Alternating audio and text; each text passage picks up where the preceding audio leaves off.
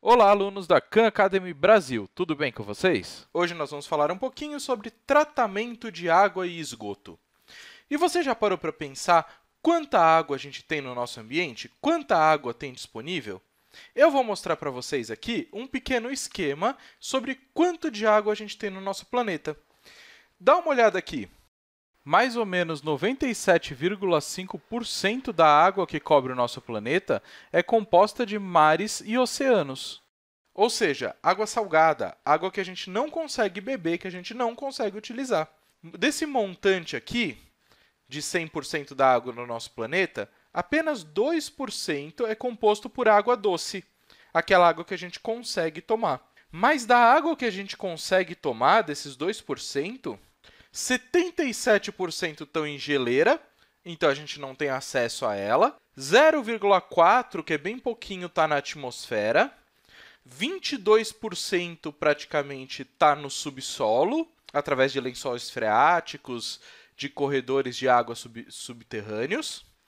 E só 0,3% está efetivamente disponível para a gente utilizar, o que é muito pouco em comparação ao montante que tem no ambiente inteiro. Só que a gente usa muita água. Se você olhar o seu corpo, você vai reparar que no seu corpo a gente tem mais ou menos 70% dele sendo feito de água. Só para mostrar para vocês, olha aqui, 81% do seu sangue é feito de água, 64% da sua pele, 75% dos seus músculos.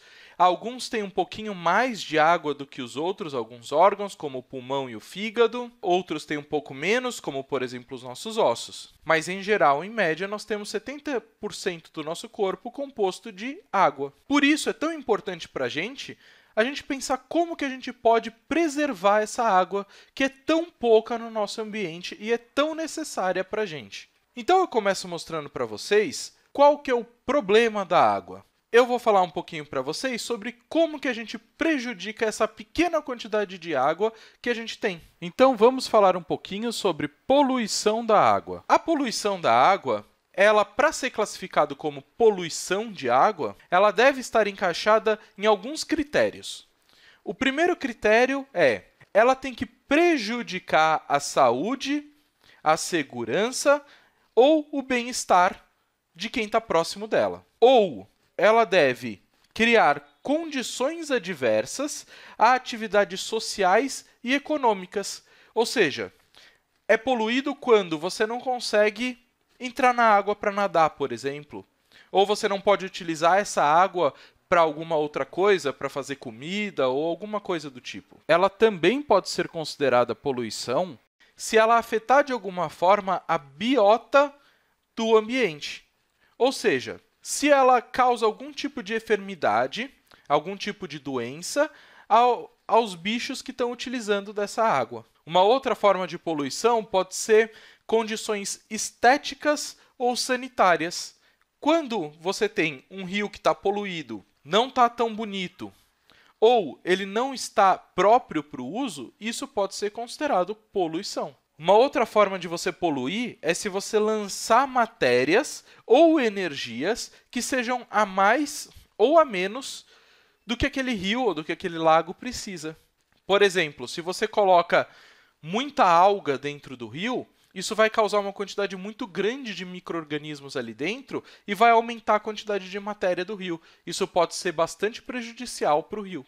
Vale lembrar que quando nós estamos falando de contaminação, nós estamos falando de um tipo de poluição da água e essa contaminação ela se resume em inserir alguma coisa ou alguma concentração de coisa que seja nociva a algum agente biológico. Então, se você inserir um determinado tipo de metal, como o mercúrio, ou algum tipo de micro-organismo, alguma coisa que seja nocivo para quem usa aquela água ou para quem está ali, isso é considerado contaminação. Existem alguns tipos de classificação com relação à poluição. A poluição ela pode ser pontual, ou seja, alguém ou alguma indústria, alguma coisa está lançando diretamente a poluição no ambiente. É possível ver é possível identificar aquilo. Ou ela pode ser de forma difusa. Você não sabe exatamente de onde está vindo essa poluição. Por exemplo, quando a gente fala em drenagem agrícola, quando a gente fala de chorume, ou até mesmo quando a gente fala de chuvas que acabam inundando esse rio com várias coisas ao redor, isso é chamado de difusa. E com relação a quem vai poluir, nós temos uma classificação dos agentes que poluem. Esses agentes podem vir de forma química, e daí nós temos agentes que são orgânicos ou agentes que são inorgânicos. Os orgânicos são aqueles como proteínas, carboidratos, algum tipo de comida, alguma coisa assim. Os inorgânicos são, por exemplo, sais solúveis, ácidos, álcools tóxicos, coisas desse tipo. Pode ser também um agente físico, e daí você tem o principal agente físico sendo lixo, aquele lixo clássico que a gente já explicou numa aula da Khan Academy aqui. Ou ele pode ser um lixo radioativo, que vai ter algum tipo de radiação, vai emitir algum tipo de calor, algum tipo de isótopo, alguma coisa.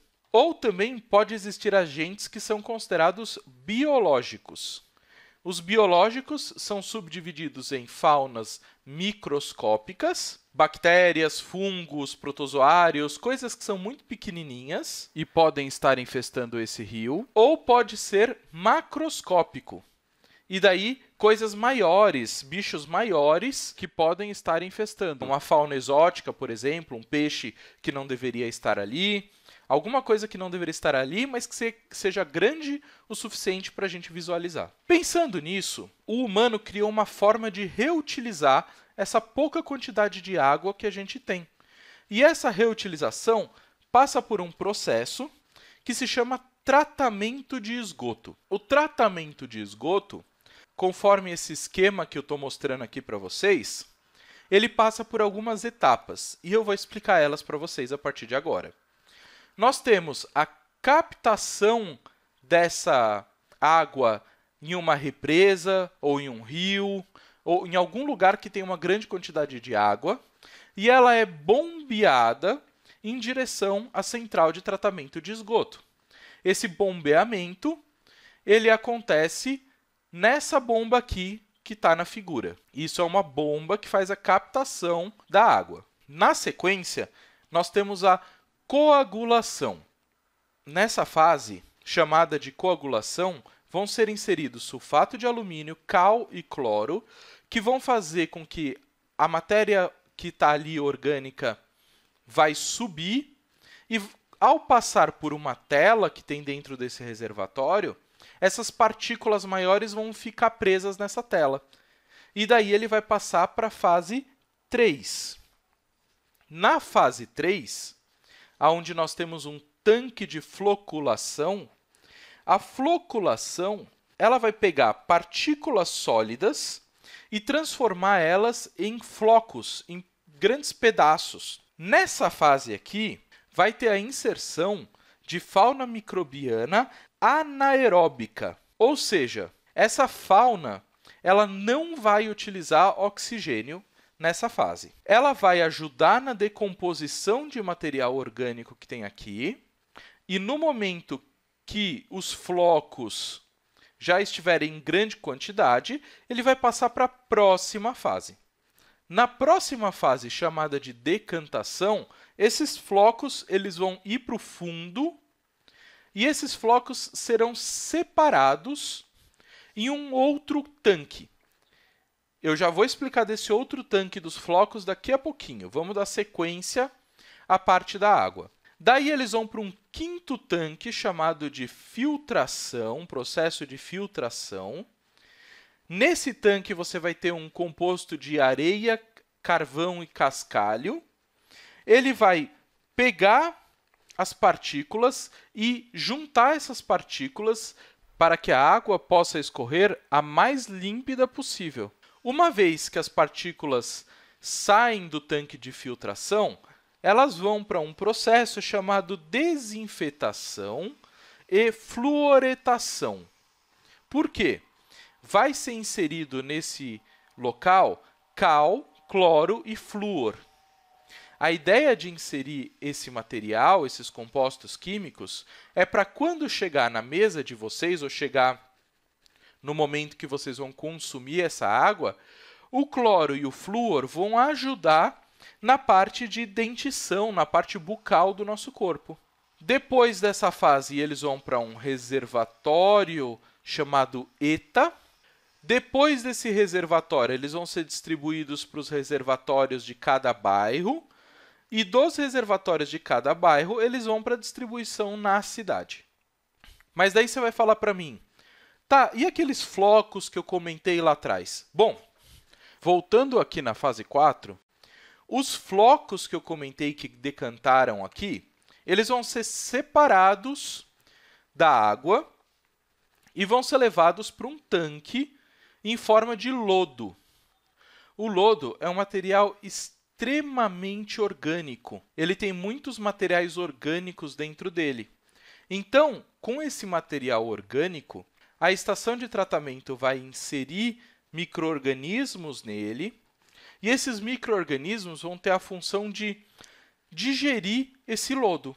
Parte da digestão vai se transformar em um gás que se chama gás metano. Esse gás ele pode ser liberado na usina e ser utilizado como forma de energia. O resto do lodo vai se transformar em adubo. Depois que a água estiver limpa e prontinha para você usar, é só pegar um copo de água, tomar e ser feliz. Eu agradeço muito a atenção de vocês, espero que vocês tenham gostado da aula e muito obrigado!